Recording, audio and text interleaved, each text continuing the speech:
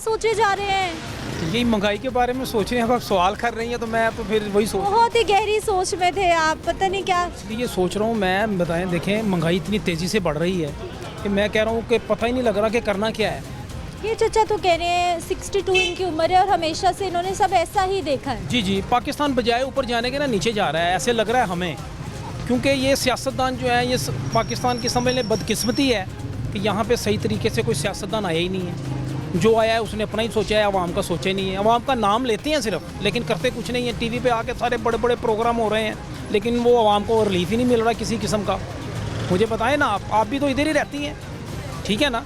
तो आपको ये पता होना चाहिए कितनी तेज़ी से जो है ना गरीब जो आदमी है ना वो नीचे जा रहा है, ठीक है? अमीर जो है वो अमीरतर हो रहा है। और दूसरी बात यह है कि कोई फैसिलिटी नहीं है। मिसाल के तौर पे गरीब आदमी अपने बच्चों को पढ़ा नहीं सकता सही स्कूलों में। मिसाल के तौर पे कोई बीमार हो जाए वो सही हॉस्पिटल में जा नहीं सकता। सरकारी हॉस्पिटल में जो जाएगा उसको कोई पूछता नहीं है, ठीक है ना?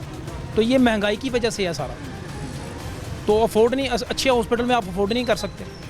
तो ये सारा सियासतदानों का जो है ना ये गंद मचाया हुआ है। यानी 2 वक्त की रोटी भी मुश्किल है, इलाज भी मुश्किल है, तालीम भी मुश्किल है, बुनियादी ज़रूरत फैसिलिटीज़ जो है ना वो नहीं है मिल रही है आवाम को।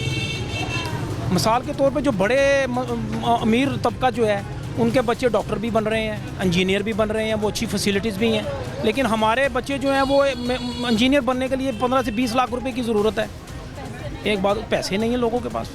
तो ऐसे जो है ना ये हम लोग नीचे जा रहे हैं बजाय ऊपर जाने के। तो ऊपर तो तब जाएंगे ना कि हम तालीम के ऊपर सही तरीके से काम करें, हम ऊपर चले जाएँ, हमारे बच्चे भी वही किताबें पढ़े जो दूसरे पढ़ रहे हैं। अब यहाँ पे तो अपर क्लास, लो क्लास, मिडिल क्लास, ये तो क्लासें बन गई हैं। अपर क्लास वाला दूसरे जो छोटा तबका है उसको सोचता ही कोई नहीं है। एक बच्चा टाट पे बैठ के पढ़ रहा है, उसको फैसिलिटी नहीं है, पक्का नहीं है, ठीक है ना? कोई कुछ नहीं है। वो दूसरी जो बैठे हुए हैं वो हाई लेवल पे पढ़ रहे हैं, उनको वो किताबें मुयसर नहीं है। मुकाबला नहीं है, बस ज़ीरो हो गया पाकिस्तान में। ये आपको बता रहा हूँ, कोई मसला नहीं है, कोई उम्मीद की किरण नज़र नहीं आ रही। ये सब सियासतदान वही चले हुए कारतूस आ रहे हैं सारे। इतनी मायूसी सर, इतनी मायूसी क्यों? ओहो, मायूसी इन्होंने फैला दी है ना। आप देखें ना, मिसाल के तौर पे बिजली का बिल जो है वो एक आदमी का आता था 5,000 रुपये का, अब वो आ रहा है 25,000 रुपये का। वो कहाँ से अफोर्ड करें? और महंगी हो गई, गैस भी महंगी हो गई, बिलों ने आवाम को। मैं कह रहा हूँ कि महंगाई के साथ साथ जो है वो क्या कहते हैं, ये भी बढ़े, आमदन भी बढ़ जाए, ठीक है ना? मिसाल के तौर पे मैं 1000 कमाता हूँ, मैं 3000 कमाने लग जाऊँ तो फिर तो मैनेज हो रहा है। अब जब मैनेज ही नहीं हो रहा, वो उसी में से 1000 में से ही हमने कमाना। बहुत वैलिड पॉइंट है कि आमदन बढ़ जाए तो महसूस ही ना हो महंगाई भी बढ़ जाए, सब कुछ हो जाए, लेकिन हमारी आमदन बढ़ जाए।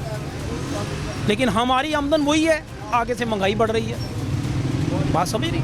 तो इसी वजह से हम जो है ना नीचे जा रहे हैं, मायूसी फैल रही है। लोगों के पास वो आमदन नहीं है। जो पढ़े लिखे मिसाल के तौर पर पढ़ता है कोई बच्चा, उसको आगे नौकरी नहीं मिल रही। यही देखें ना, यहाँ तो उनको नौकरियाँ मिल जाएँ, उनके पास आ जाए सारा कुछ, तो वो कोई मसला नहीं है। कोई फ्रस्ट्रेशन ना पड़े, कोई कुछ ना हो, हर आदमी टेंशन ही ना हो, वो चल रहे अपने, अब सही निज़ाम चलता रहे। लेकिन निज़ाम जो है ना वो गलत चल रहा है।